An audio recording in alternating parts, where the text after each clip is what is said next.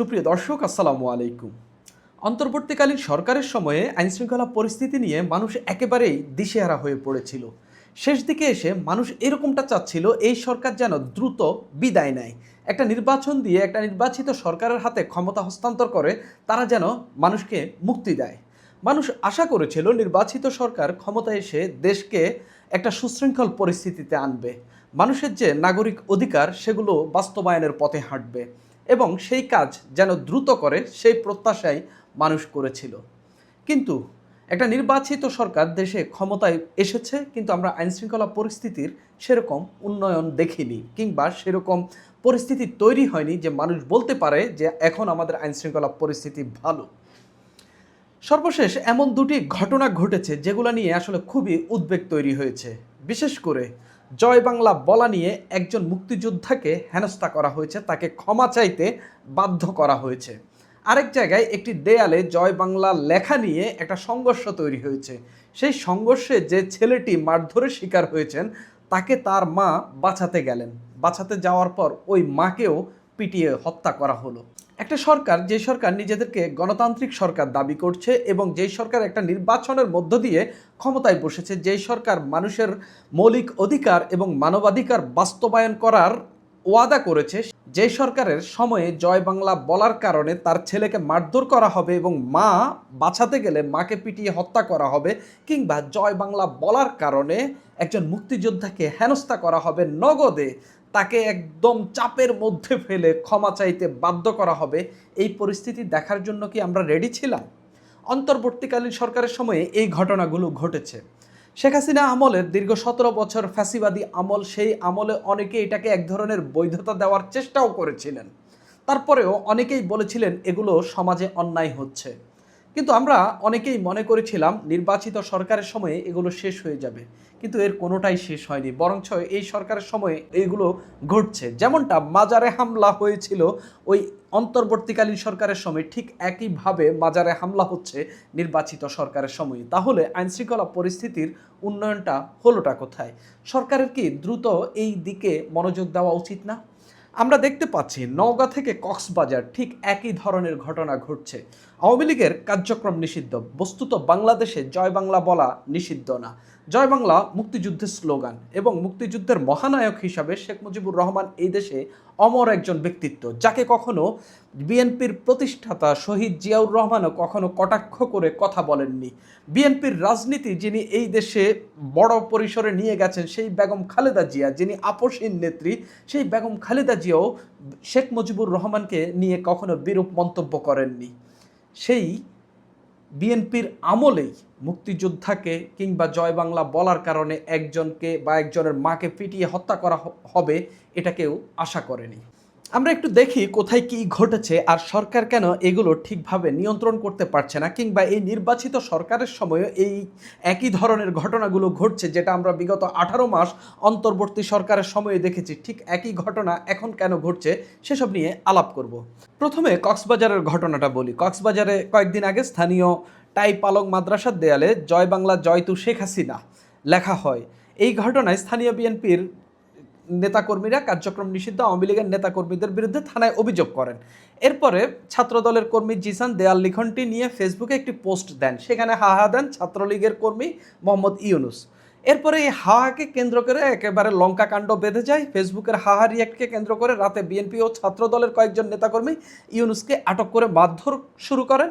এ সময় তাকে রক্ষা করতে যান তার বন্ধু ও স্থানীয় এনজিও কর্মী SM ইমরান। তখন ইমরানকেও বেধড়ক পিটানো হয়। ইমরানের উপর হামলার খবর পেয়ে ঘটনাস্থলে তার মা সৈয়দা বেগম ছুটে আসেন। এ সময় ছেলেকে রক্ষা করতে গেলে তার উপর হামলা চালানো হয়। এই সময় ঘটনাস্থলে অজ্ঞান হয়ে যান সেই মা। পরে তাকে উদ্ধার করে স্থানীয় স্বাস্থ্য কমপ্লেক্সে নিয়ে গেলে চিকিৎসক তাকে মৃত ঘোষণা করেন। মানে বুঝতেই পারছেন, ছাত্রলীগের একজনকে মারা হচ্ছিল, সেখানে তার বন্ধু ধরলাম তিনিও ছাত্রলীগ করেন, তিনি গিয়া বাধা দিলেন, বা তিনি গিয়া বোঝানোর চেষ্টা করলেন যে এভাবে মারধর করা ঠিক না, বাধা তো এখন তারা দিতে পারবে না। তিনি হয়তো তাকে ছাড়িয়ে আনার চেষ্টা করলেন, তাকেও ধরে বেধড়ক পেটানো হলো। এরপর গেলেন তার মা গিয়া তাকে বাঁচাইতে গেলেন, সেখানে তাকে মারধর করা হলো, পেটানো হলো, এরপরে মহিলা সেখানে মারা গেল। এই হলো ঘটনা। আচ্ছা, এই ঘটনাটা অন্তত আধা ঘন্টায় তো ঘটেনি, 1 ঘন্টা 2 ঘন্টা 3 ঘন্টা তো এটা লেগেছে। একটা মানুষ প্রথমে একজনকে মারধর করা হচ্ছে, তারপরে সেখানে আরেকজন ছুটে গেলেন, তাকে রক্ষা করতে তার মা ছুটে গেলেন, অন্তত 2-3 ঘন্টার ব্যাপার। এ সময়ে কি পুলিশ খবর পায়নি? স্থানীয়রা খবর পায়নি? তার মানে কি এই লোকগুলোকে মারা বা যে নারী তাদেরকে বাঁচাতে গেলেন, যেই মা বাঁচাতে গেলেন, তাদেরকে কি মারার বৈধতা উৎপাদন করছে এই সমাজ? সেটা প্রশ্ন থেকে যাচ্ছে।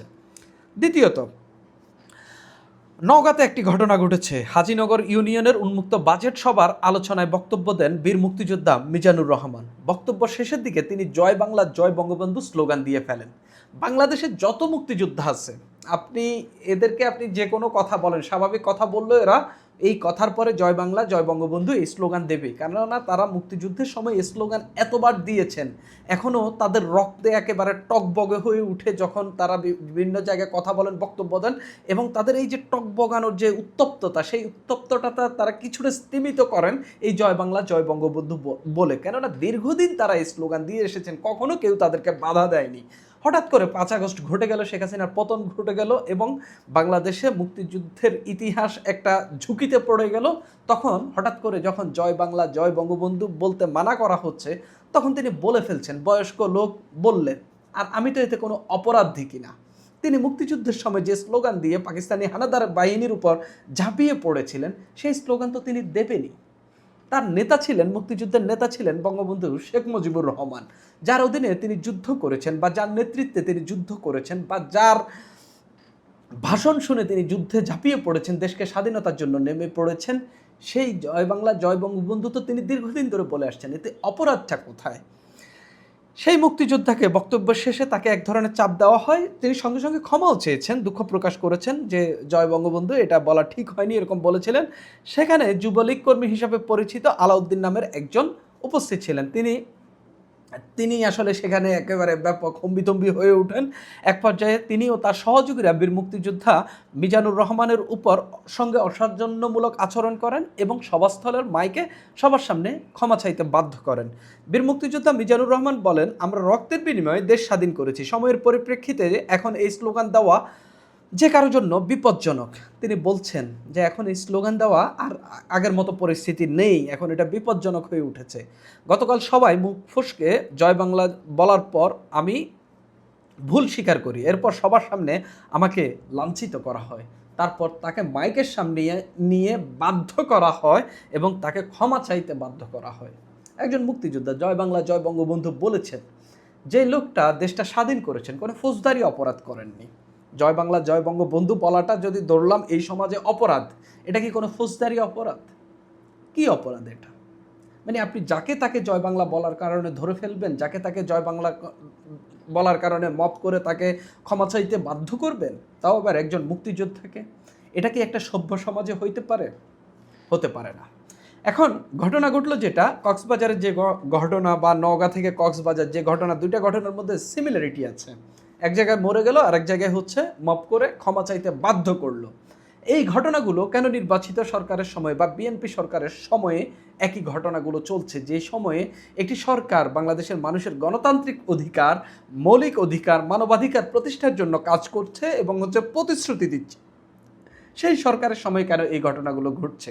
এই ঘটনাগুলো ঘটা খুবই স্বাভাবিক। আমাদের এই সমাজে, আমাদের বর্তমান বাংলাদেশে এটা খুবই নর্মালাইজড হয়ে গেছে। সেটা কিভাবে? ওই যে অন্তর্বর্তীকালীন সরকারের সময় যে মব হয়েছে, সেই মবের বিচার না হওয়ার কারণে। এই সরকারের ক্ষমতায় আসার পর যে মবগুলো হয়েছে, মাজারে যে হামলা হয়েছে, অন্যান্য জায়গায় শাহবাগ থানায় যে মব হয়েছে, এই যে শাহবাগ থানায় যে সংঘর্ষটা হইল গুপ্ত নিয়ে ছাত্রদল এবং ছাত্র শিবিরের মধ্যে বা ডাকসুর নেতৃবৃন্দর মধ্যে, এটা নিয়ে কি কোনো মামলা হয়েছে? কিন্তু এই ঘটনার মধ্য দিয়ে সমাজে কি বার্তা গেল? যে থানায় মব করা জায়েজ আছে। তারপরে আপনি যদি যান, এই যে কক্সবাজারের যে ঘটনা, যে নারী মারা গেল, এখন পর্যন্ত বড়সড় কোনো মামলা হয়েছে বা বড়সড় কোনো পদক্ষেপ নেওয়া হয়েছে? আমি অন্তত এখন পর্যন্ত দেখিনি, হয়তো নেবে। এই যে নওগাঁয় যে ঘটনাটি ঘটেছে, এটার জন্য কোনো পদক্ষেপ নিয়েছে? বিএনপির পক্ষ থেকে কোনো বিবৃতি দিয়ে ক্ষমা প্রার্থনা করা হয়েছে? যদি যুব দলের নেতা এটা করে থাকেন, যদিও বিএনপি বলছে ওই ব্যক্তি যুব দলের লোক নন, কিন্তু আমি যেটা জানতে পেরেছি, যুব দলের নেতা পরিচয় দিয়ে ওই লোক ওই সবাই গেছেন, না হলে তিনি সেখানে থাকতেই পারেন না। এই ঘটনাগুলো আরও ঘটবে যদি সরকার এগুলো খুবই শক্ত হাতে মোকাবেলা না করে, যদি এই ছোট বলেন বড় বলেন এই মবগুলোকে যদি সরকার নিয়ন্ত্রণ না করে। এখনও সেনাবাহিনী মাঠে আছে, পুলিশকেও সরকার অ্যাক্টিভ করার চেষ্টা করছে এবং বলছে যে পুলিশ আগের চেয়ে অনেক ভালো অবস্থানে পৌঁছেছে। যেই সরকারকে বাংলাদেশের মানুষ 51% মানুষ 60%-এর মধ্যে 51% মানুষ ভোট দিয়ে নির্বাচিত করেছে, সেই সরকারের সময়ে বাংলাদেশের মানুষের মানবাধিকার ক্ষুণ্ণ হবে এটা মানুষ বিশ্বাস করে না বা এটা মানুষ মানতে চায় না। এটা যদি করতে থাকে বিএনপি সরকার খুব দ্রুতই অজনপ্রিয় হয়ে উঠবে। আগে এক সময় শেখ হাসিনা তার বক্তব্যে রেগুলার বলতেন 75-এর পর বাংলাদেশে জয় বাংলা বলতে দেওয়া হয় নাই। আমি নিজেই হাসতাম, কখনোই শেখ হাসিনার বক্তব্য আমার শুনতে ইচ্ছা করতো না।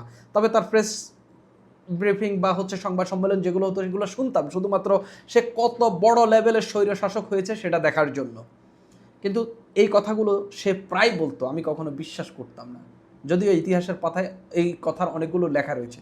কিন্তু আমি আমার জীবদ্দশায় স্পষ্টত দেখতে পাচ্ছি এখন জয় বাংলা বললে মানুষকে কি করা হচ্ছে, দেখতে পাচ্ছি মুক্তিযোদ্ধাদের কিভাবে হেনস্থা করা হচ্ছে, কিভাবে জয় বাংলা জয় বঙ্গবন্ধু বা শেখ মুজিবুর রহমানের নাম মুখে নিলে কিভাবে কি করা হচ্ছে, কি মব করা হচ্ছে, কিভাবে অপমান করা হচ্ছে, অপদস্থ করা হচ্ছে এবং নারীকে পিটিয়ে মেরে ফেলা হচ্ছে। আমি অন্তত এগুলো দেখছি। বিএনপি সরকার এবং বিএনপির প্রতিষ্ঠাতা বা এই দলটির সম্প্রসারণের অন্যতম নেত্রী বেগম খালেদা জিয়া এবং শহীদ প্রেসিডেন্ট জিয়াউর রহমান তারা কখনো মুক্তিযোদ্ধার বিরোধিতা করেনি, মুক্তিযুদ্ধের বিরোধিতা করেনি এবং মুক্তিযুদ্ধের সপক্ষের শক্তি হয়ে তারা এই দেশে রাজনীতি করেছেন। সেই দলের সময়ে এই ঘটনাগুলো ঘটবে, মুক্তিযুদ্ধের স্লোগান নিয়ে, মুক্তিযুদ্ধের অন্যতম নায়ককে নিয়ে এই ধরনের কাণ্ড কারখানা চলবে, এটা বাংলাদেশের মানুষ মানতে পারে না।